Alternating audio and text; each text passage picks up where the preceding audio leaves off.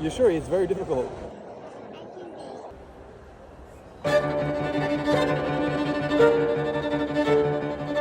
한 애뜬 동양인 소녀 바이올리니스트가 로마 레오나르도 다빈치 국제공항에서 즉흥 협주를 펼치며 폭풍 같은 연주로 큰 화제를 모으고 있습니다. 열정 넘치는 파워풀한 연주를 하는 내내 행복한 모습으로 웃는 그녀의 어여쁜 모습이 담긴 유튜브 쇼츠 영상은 몇 주 만에 수천만 조회수를 넘어 1억 뷰를 목전에 두고 있을 정도로 말 그대로 전 세계를 강타했는데요. 앞서 인트로에서 보여드린 이 영상은 프랑스의 유명 뮤지션이자 구독자 276만 명의 대형 유튜버이기도 한 줄리안 코엔의 작품이기도 합니다. 가만 보면 한국의 소녀만큼 코엔 역시 신동입니다. 1993년생 파리 출생으로 5살 때부터 피아노 연주를 시작한 그는 2011년에 파리 CRR에서 만장일치로 DM을 취득했고 2012년에는 액상 프로방스 콩쿠르에서 1등을 차지한 정통 실력파 뮤지션이기도 한데요. 그가 이탈리아 연주 여행을 마치고 파리로 돌아오던 길에 로마 공항에 있는 스트릿 피아노에서 잠시 비발디를 연주하고 있었는데 여기서 그가 일생을 뗄 강적을 만납니다. 그리고 역사적인 영상이 만들어지기 시작합니다. 갑자기 어떤 여성이 옆에 다가오더니 이 소녀가 당신과 연주하고 싶대요 라고 말합니다. 그러더니 옆에 서 있는 소녀는 밝고 어여쁜 미소를 짓고 기다리고 있습니다. 코엔은 묻습니다. 비발디를 연주 가능하니? 이 곡 상당히 어려울 텐데 라고요. 소녀는 기다렸다는 듯 깜찍하지만 또릿하게 끄덕이며 말합니다. 네, 할 수 있어요 라고요. 10살도 안 돼 보이는 애뜬 아시아인 소녀였지만 미소 띈 표정에선 자신감이 묻어났죠. 코엔은 말합니다. 좋아, 그럼 같이 한번 해볼까 라고요. 그러자 소녀는 곧바로 메고 있던 악기 케이스에서 바이올린을 꺼내 줄리안과 눈을 맞추고는 이내 연주를 시작합니다. 곡은 비발디의 사계 중 여름 3악장이었는데요. 바이올린 연주자에게는 상당히 도전적인 곡이며 특히 3악장은 본래 빠르고 격렬한 리듬과 고난도의 기교를 요구하기 때문에 웬만한 연주자들도 소화해내기 어려운 곡이라고들 하죠. 그런데 웬걸 이 두 천재는 악보도 없이 즉흥 연주를 시작합니다.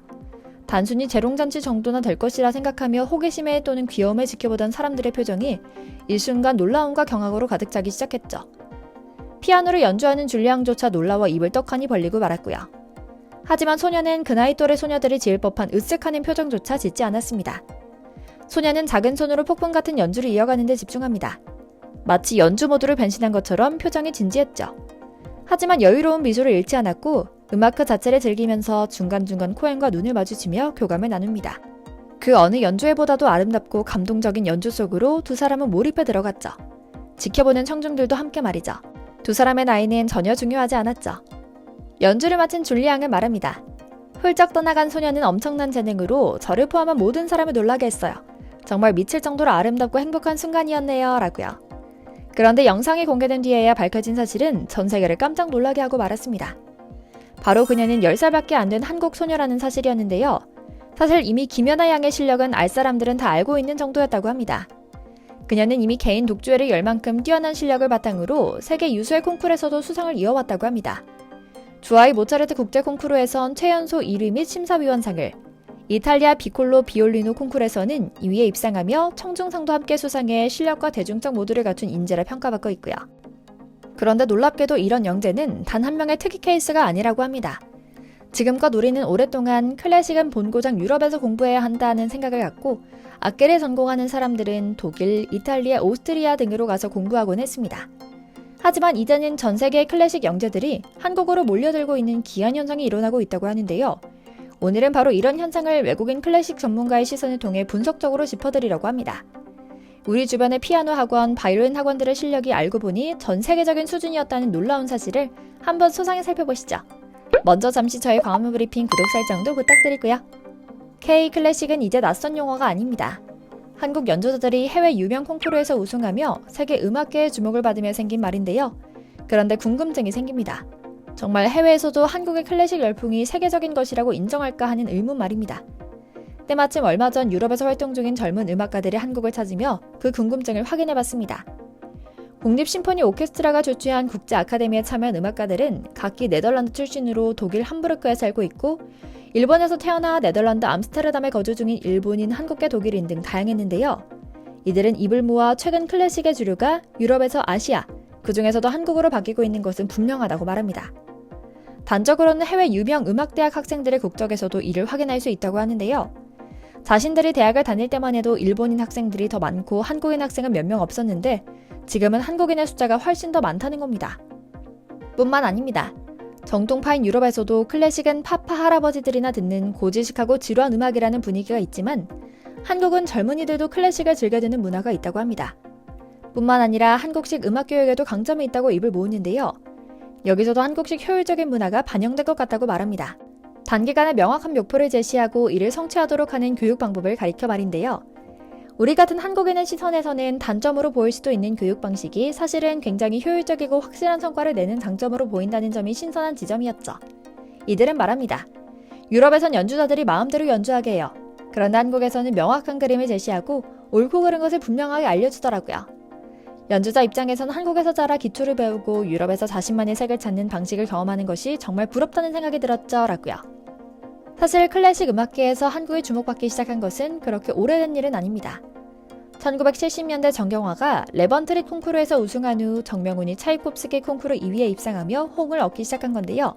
김연아의 피겨스케이팅을 보고 따라한 김연아 키즈들처럼 한국계 미국인 사라장의 바이올린과 지금은 지휘자로 더 유명한 장한나의 첼로 연주를 본 우리나라 학부모들은 아이들에게 악기를 가르쳤던 겁니다.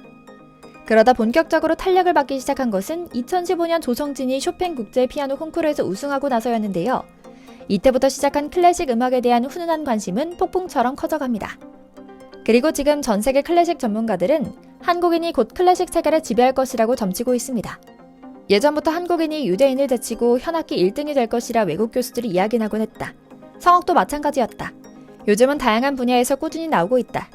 우리나라 사람들에겐 끼, 재주, 재능이 있는 것 같다. 경제가 발전함에 따라 먹고 살만해지고 피아노를 직접 제조하기까지 하며 악기 보급이 잘 됐던 것 같다 라고 말입니다. 물론 아직 K-클래식이란 용어 또한 인지도가 높지 않은 것은 사실입니다. 하지만 자신이 살던 피아노 상가 피아노 학원에서만 피아노를 배웠다는 임윤찬의 감상으로 말미암아 K-클래식의 저력은 더욱 커지고 있는 중입니다. 물론 우리나라가 이렇게 서양 구라파에서 클래식 시장을 쓸고 있는데 질투심을 여지없이 드러내는 나라도 있습니다. 역시나 바로 일본인데요. 클래식에 대한 이해가 높고 저변도 넓은 나라인 이웃나라 일본에서 엄청난 질투를 할 수밖에 없는 것은 충분히 예상 가능한 일이긴 했습니다. 실제로 일본에서는 수년 전 노담의 칸타빌레라는 드라마가 인기를 얻을 정도로 일본은 클래식에 대한 이해도나 관심이 굉장히 높은 편입니다. 그렇게 수십 년 동안 세계 유수의 오케스트라에는 일본인 단원이 꼭 보이고 크리스마스나 연초 연주회에는 잘 차려입은 일본인들이 카메라에 잡히기도 하죠. 하지만 이것도 결국은 아파트 상가에서 피아노를 배운 순수 한국인 청년에게 금세 무너지고 맙니다. 한국인의 저력은 바로 이런 데 있는 것 같다는 생각이 듭니다. 낭중지추라는 말처럼 도무지 감추려 해도 감춰지질 않는 끼와 매력이 가득한 것 같다는 생각인데요. 한국인은 늘 무얼 하더라도 주변 누구보다 튀고 주변 누구보다 잘 해냅니다. 예로부터 먹기도 잘 먹고 놀기도 잘 논다는 사서의 평가도 있었고 말이죠. 클래식 음악의 발상지인 유럽과 클래식 음악 산업이 번창하고 있는 미국에 비해 역사도 짧고 시장 규모도 한없이 작은 국가입니다. 하지만 우리 음악가들은 거침없는 행보를 보이고 있는데요. 앞으로 클래식을 비롯해 수많은 분야에서 원조 국가들을 제치고 세계 시장을 석권하는 소식이 더 많이 더 자주 들려오길 기원하며 오늘 영상 마치겠습니다. 저희 광화문 브리핑 구독, 좋아요도 부탁드리고요. 오늘도 시청해주셔서 감사합니다.